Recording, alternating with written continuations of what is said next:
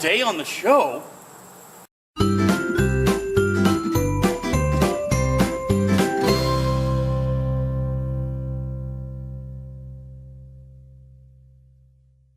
Good morning, Scallywags. I usually say that. That feels weird. I know, right? It just was a little weird. I was kind of quiet because, yesterday you were like all excited about it. You gotta. Do you want me to take ease into it? You gotta, you want me to try again? I can try it again. No, that's okay. We'll roll with it. We'll make it work. Editing and stuff. So hey, how's everybody doing? Yeah. Welcome back to our ongoing Unsolved Mysteries series, a new thing that we started here just a couple of weeks ago. Unsolved We started it, and then we took a week off to cover Comic-Con stuff. Because that was freaking awesome. Because it's Comic-Con, and you have to cover the Comic-Con. Gotta cover that Comic-Con. Gotta cover the Comic-Con. Try to say that 5 times fast. Gobble, gobble, gobble. Cover the Comic-Con. Cover the Comic-Con. Cover the Comic-Con. Anyway. So this one is going to take us back all the way to the 1940s, and a simpler time where gas was cheap and bread was a nickel and war was afoot. Yeah, it was. Yeah, literally, it was people just throwing feet at each other. Kicks all around. Everybody was kung fu fighting. Everyone thinks you're kung fu fighting until you get a size 10 up your face. Up your face, yeah. Nice cover. Nice cover. Hashtag size 10 up your face. Anyway, this is called the Tamam Shud case, otherwise known as the mystery of the Somerton Man. Because you should cover this case. Yes, that's right. One of the biggest unsolved mysteries in the world, or is it? Nice teaser for the oncoming portions of the story. Anyway. The Tamam Shud case, also known as the Mystery of the Somerton Man. This is an unsolved case of an unidentified man found dead at 6:30 a.m. on December the 1st, 1948. On Somerton Beach in Glenegg, just south of Adelaide, South Australia. It's named after the Persian phrase Tamam Shud, which means ended or finished. Which was printed on a scrap of paper found months later in the fob pocket of the man's trousers. A fob pocket, a faux pocket, or it's like the pocket watch pocket. The scrap had pocket nowadays, right? Yeah. The scrap had been torn out of the final page of a copy of now. Hopefully, I'm saying this right. Rubaiyat of Omar Khayyam, which was authored by a 12th century poet, Omar Khayyam. Tamam was misspelt as Taman in early reports, and this error has often been repeated, leading to the confusion about the name in the media. Yeah. Yep. So to recap, basically, dude was found dead on a beach in Australia. No identification, no anything. All he had on him was a tiny piece of paper torn out of a book that just had the words Tamam Shud. 2 words, I guess, written on it, and that was actually from a book. That's all we knew at this point in time. Yep. So the case has been considered, since its very earliest stages, one of Australia's most profound mysteries. There's been intense speculation regarding the identity of said victim and even the cause of his death in the events leading up to it. Public interest still remains significant even to this day. For several significant reasons. One, the death occurred at a time of heightened international Cold War. Actually, it was when 48. Right at the beginning of it.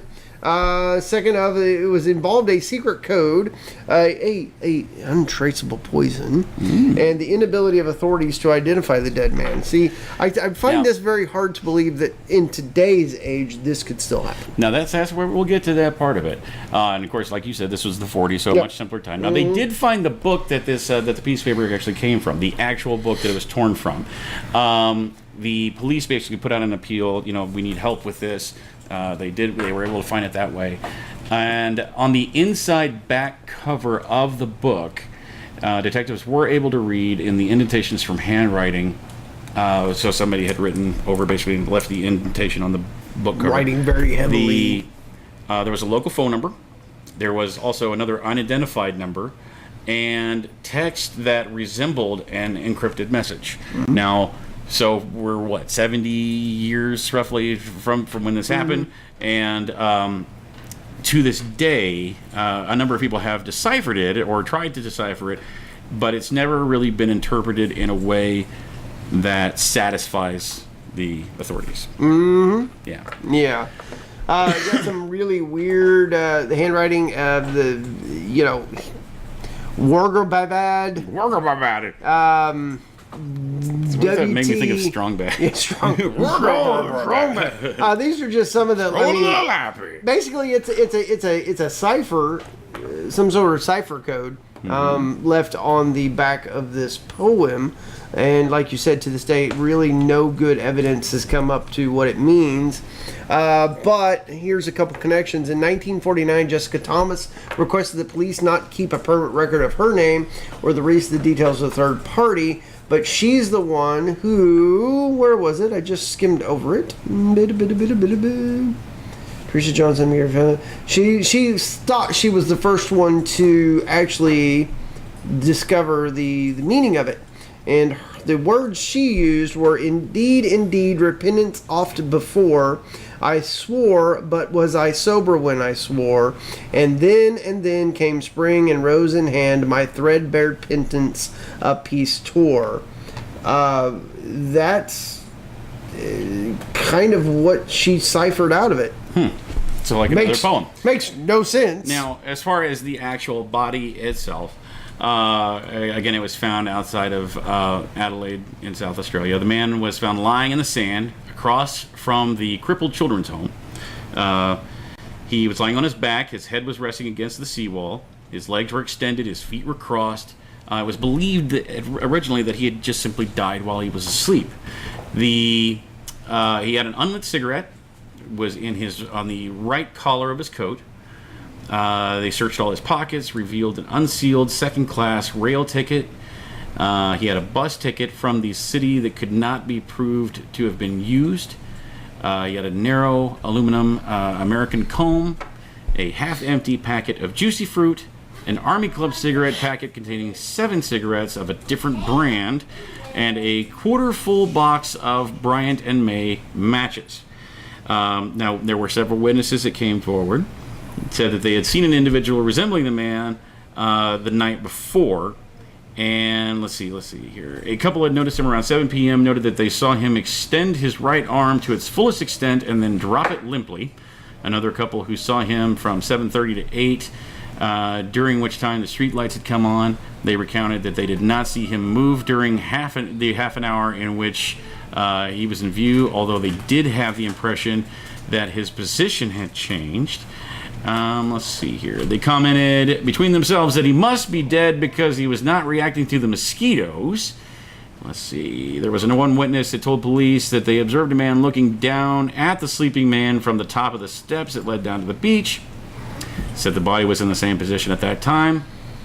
Now, there was another witness that came forward all the way in like 1959, so 11 years later, reported to police that he and 3 others had seen a well-dressed man carrying another man on his shoulders along the beach the night before the body was found. The police report was made by Detective Don O'Doherty. Sorry. Let's see. Then, according to the pathologist, the man was of British appearance, thought to be aged around 40 or 45. He was in top physical condition, 180 centimeters or 5 foot 11 inches tall. He had gray eyes, fair to ginger colored hair, slightly gray around the temples, broad shoulders, a narrow waist, hands and nails that showed no signs of manual labor, big and little toes that met in a wedge shape, like those of a dancer or someone who wore boots with pointed toes. Pronounced high calf muscles like those of a ballet dancer. He can be dominant genetic traits, and they are also characteristic of many middle and long distance runners. So yeah, I mean, basically we've just got an unidentified guy who is in like peak physical condition. So I mean, which led a lot of people to believe the man was a spy. He could very well have been some kind of spy or even a military man. In 2011, an Adelaide woman contacted about said contracted. Well, yeah. Contacted biological anthropology Macy Heidenberg about a card that she filled about a one H.C. Reynolds, who this person was believed to have been at the time, about the mid-50s. The card and documents issued by the United States to foreign seamen during World War I was given to Heidenberg in October 2011 for comparison of the ID photo to that of the Somerton Man. While Heidenberg found anatomical similarities in features such as nose, lips, and eyes, they believed they were not as reliable as the close similarity of the ears. The ears shape shared to both men were a very good match, although Heidenberg also found that he called a unique identifier, a mole on the cheek that was of the same shape and in the same position in both photographs. Together with the similarity of the ear characteristics of this mole in a forensic case, it would allow me to make a rare statement by positively identifying this man. The ID card, number 58757, was issued on February 28th, 1918 to an H.C. Reynolds, giving his nationality as British. Hey. Yeah. And at age 18, searches conducted by the U.S. National Archives, the UK National Archives, and the Australian War Memorial Research Centre have failed to find any records relating to H.C. Reynolds, though. The South Australian Police Major Crime Branch still have this case as listed open. But here you have a forensic anthropologist basically saying, look, if this case was to go to trial, we've got our man. Mm-hmm. And it's very identifying that you spoke a little earlier that it was very British. This man was British, and here he was, a seaman. He's in the Navy. Labeled him as British in 1918. So he probably would have pretty good athletic. Because back then in the boats. And back then in the Queen's Navy, I mean, that's where, that's definitely leans towards possibility of a spy as well. Could still be a spy. Maybe he's the first 007. Could be. Maybe that's what he's based off of.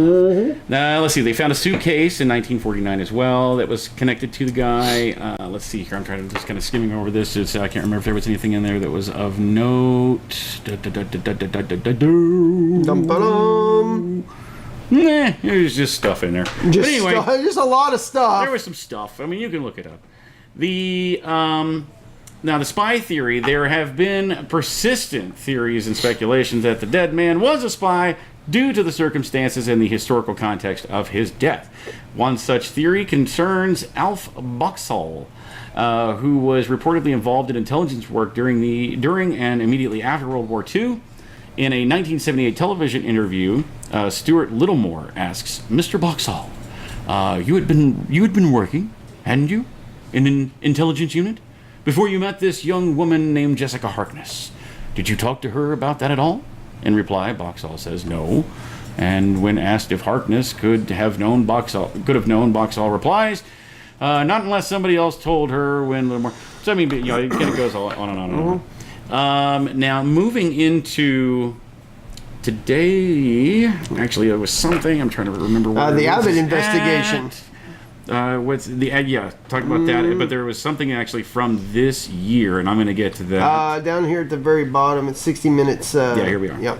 Okay, so kind of skipping over a lot of this type of stuff here, but in 2013. Was released. Let's see. I'm looking at the right thing here. Lead to identification. Okay, there's that one. Okay, no, I'm looking at the wrong part here. There was a 60-minute investigation in November of 2013 that believed to have some possible relatives pop up, and they did interviews with them on 60 Minutes. Kate Thompson, the daughter of Jessica and Prosper Thompson, had said that their mother was the woman that was interviewed by police, and that her mother had told that she had lied to the police, that she did know the identity of the Somerton Man, and his identity was also known to a level higher than police force. Her father had died in 1995, and her mother in 2007. She suggested that her mother and the Somerton Man may both have been spies, noting that Jessica Thompson taught English to migrants, was interested in communism, and could speak Russian, although she would not disclose to her daughter where she had learned it or why. Ooh, there's a twist. Yeah. It was also Robin Thompson's widow, Roma Egan, and their daughter, Rachel Egan, also appeared on 60 Minutes suggesting that the Somerton Man was Robin Thompson's father and therefore Rachel's grandfather. The Egans reported lodging a new application with the Attorney General of South Australia to have the Somerton Man, to have his body exhumed and DNA tested. They also subsequently wrote in support of the Egan, saying that that to have the DNA testing would be consistent with federal government policy of identifying soldiers in war graves to bring closure to their families. However, Kate Thompson opposed the body being exhumed and it said it would be disrespectful to her brother. However, in spring of this year, actually February of 2018, the University of Adelaide teams got a really good mitochondrial profile from the samples of hair found on a plaster cast. They had done a plaster bust of the man at the time. Basically, they would do the death masks basically back then. They found that his mother belongs to a haplogroup. Basically, it's an extreme set of genomes that is only possessed by 1% of Europeans. So this makes it very likely that he is of European descent, possibly even Anglo-Saxon. So that would make him a very good candidate to be British. Yeah. Wrapping it up here real quick, it's kind of funny that here we've got the Navy basically saying, yeah, there was somebody like this, and here you've got the people saying possible ID card, and people saying, well, I knew Russia, but I can't really tell you how I know Russian. The whole thing. We were spies together. We were spies together. Spies like us. Spies like us. Drink the Pepsi. But yeah, we skipped a lot of things in this. There's a lot more to go into it. I mean, the cipher, there's a lot of going through. I mean, this is a case that's 70 years old. So, yeah, and it's still not solved. Yeah, right. So, now we may be getting close. I mean, now that we have some DNA samples, there's a lot that they can find out with that.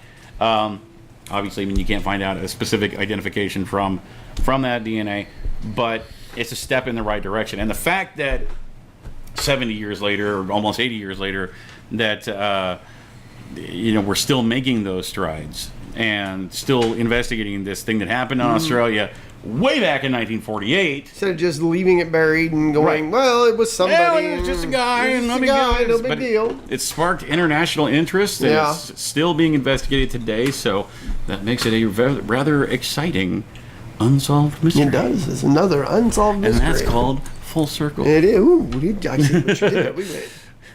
Complete 360. So I know we bounced around a lot on that and left a lot of things out there. There's just a lot. It's mainly for time constraints and to go into who all these people were. We could break it down for like 30 or 40 minute episodes if we wanted to. To put it down into a 10 to 12 minute episode is rather difficult. Yeah. So there was a lot of condensing and a lot of names that popped up in there that we talked about that we didn't really explain who they were. But these are all things that you can look up.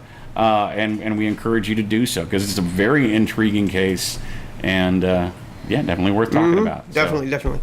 Yeah. Make sure you continue to follow us across all of our social media platforms, the Facebook, the Instagram, and the Twitter. Yeah.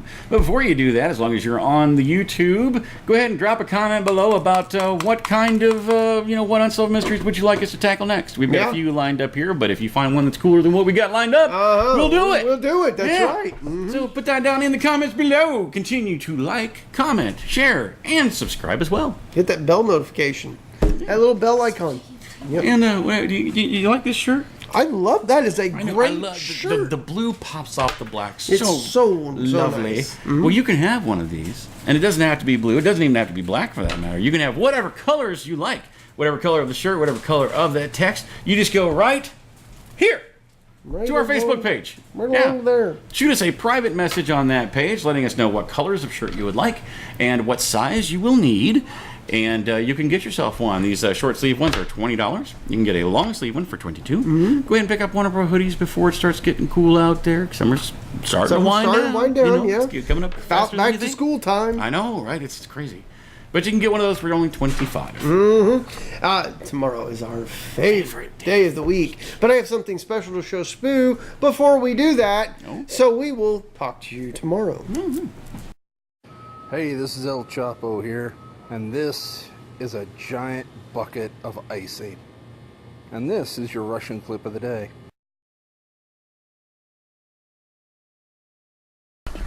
Иди в пизду, блядь.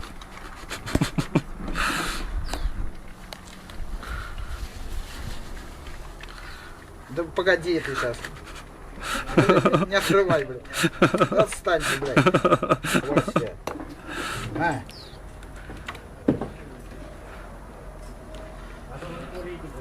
Закусить.